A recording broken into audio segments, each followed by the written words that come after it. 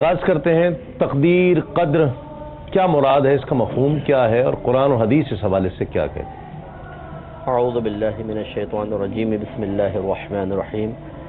آسان الفاظ میں اس کو سمجھ لیں کہ اللہ تبارک و تعالیٰ نے مخلوق کی پیدائش سے پہلے ہی ان کی ہر چیز کے بارے میں فیصلے فرما دیے ہیں کہ وہ کیا کھائیں گے، کیا پئیں گے، کون کب پیدا ہوگا، کب مرے گا، کس کے ساتھ شادی ہوگی، کب طلاق ہوگی، کتنے بچے ہوں گے، لڑکے کتنے ہیں، لڑکیاں کتنی ہیں، پہاج کتنے ہیں، صحیح کتنے ہیں، کون کس طرح روزی کمائے گا، کتنی روزی کمائے گا۔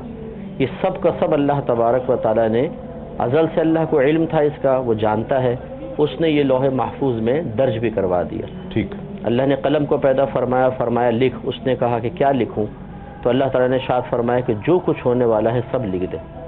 رحمت کونین صلی اللہ علیہ وسلم ارشاد فرماتے ہیں کہ قلم قدرت لوگوں کا رزق لکھ کر خشک ہو چکا ہے، اب کسی پرہیزگار کی پرہیزگاری اس کو بڑھا نہیں سکتی اور کسی کا فسق و فجور اسے کم نہیں کر سکتا۔ اور ایک بخاری کی روایت ہے کہ سرکار صلی اللہ علیہ وسلم نے ارشاد فرمایا کہ اللہ تبارک و تعالیٰ نے لوگوں کی تقدیریں زمین و آسمان کی پیدائش سے 50,000 سال پہلے لکھ دی ہیں۔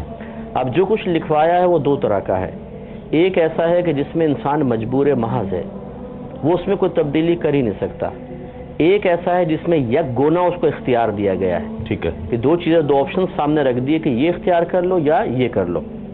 یہ جو دوسری ہیں وہ یہ ہے کہ کفر، اسلام، ہدایت، گمراہی، نیکی، بدی، صحیح، غلط۔ اللہ نے عقل دی، شعور عطا فرمایا، ایسے اسباب عطا فرمائے جو ہدایت کی طرف بھی رہنمائی کریں اور گمراہی کی طرف بھی کریں، جیسے شیطان و نفس ہے، اور انبیاء علیہ السلام بھیجے، کتابیں بھیجی، اور ہمیں اختیار دے دیا کہ اب چاہو اسلام اختیار کرو چاہے کفر۔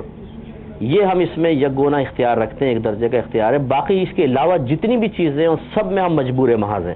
ٹھیک ہے، چاہے کتنی ہی کوشش کر لیں، کتنے ہی جادو کر لیں، جتنے ٹونے کر لیں، جتنی ترکیبیں کر لیں، ہوگا وہ جو اللہ تعالیٰ نے پہلے ازل سے لکھوا دیا ہے۔ ٹھیک ہے، لیکن اس میں بھی ہمیں عمل کا حکم ضرور دیا گیا ہے کہ ہاتھ پہ ہاتھ رکھ کے نہ بیٹھ جائیں۔ رحمت کونین صلی اللہ علیہ وسلم نے ارشاد فرمایا تم عمل کرتے جاؤ، جس کے لیے اللہ نے جس کو پیدا کیا ہے وہ چیز اس کے لیے آسان کر دی جائے گی۔ ٹھیک، اب یہ جو ہے، بس آخری بات میں عرض کرتا ہوں کہ یہ جو کفر و اسلام وغیرہ کے بارے میں ہمیں یک گونا اختیار دیا ہے، اس کا نتیجہ لیکن اللہ تعالیٰ نے ضرور لکھ دیا ہے کہ کون مرتے وقت کافر ہوگا، کون مسلمان ہوگا، لکھوا دیا گیا ہے۔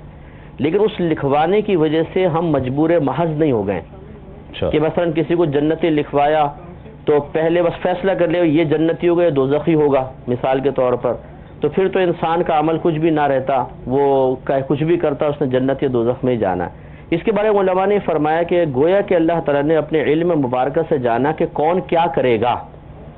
ایک شخص کو گویا کہ اپنے علم سے جانا کہ وہ آخری وقت میں اسلام خاص طور پہ اختیار کر کے مر رہا ہے تو فرمایا لکھو یہ مسلمان مرے گا۔ ایک نے اپنے اختیار سے کفر کو اختیار کیا تو فرمایا لکھو یہ کافر مرے گا۔ ٹھیک ہے، اس کو بالکل یہ سمجھ لیں، بس آخری بات کہ ایک اگر ویڈیو چل رہی ہو اور میں کاغذ قلم لے کر بیٹھ جاؤں کہ ایک شخص سے گڑھے میں گر گیا، میں نے لکھا کہ یہ گڑھے میں گرے گا، پھر وہ اٹھ کے چلا تو ایک آدمی سے ٹکرا گیا، میں نے کہا آدمی سے ٹکرائے گا، پھر اسے قتل کر دیا گیا، میں نے لکھا اسے قتل کر دیا جائے گا۔ آپ میرے پاس آئے، میں نے کہا میں آپ کو ایک ویڈیو دکھاتا ہوں، میں نے ویڈیو چلا دی اور یہ کاغذ آپ کے سامنے رکھ دیا، میں نے کہا پہلے اس کو دیکھتے جائیں پھر اس کو دیکھیے۔ اب آپ نے دیکھا کہ اس کو قتل کر دیا جائے گا، اس میں قتل کر دیا، تو آپ نے کہا مفتی صاحب آپ نے لکھ کیوں دیا، بیچارہ دیکھو قتل ہو گیا۔ تو جواب یہ ہوگا کہ میرے لکھنے سے وہ قتل نہیں ہوا بلکہ پہلے میں نے ملاحظہ کر کے لکھا ہے۔ ٹھیک ہے، تو یوں سمجھ لیں اللہ نے اپنے علم سے جانا کہ کون کیا کیا کرے گا تو لکھوایا ہے، لکھوا کے مجبور محض نہیں کر دیا۔ اس پوائنٹ کو سمجھنے کی ضرورت ہے۔ ٹھیک ہے۔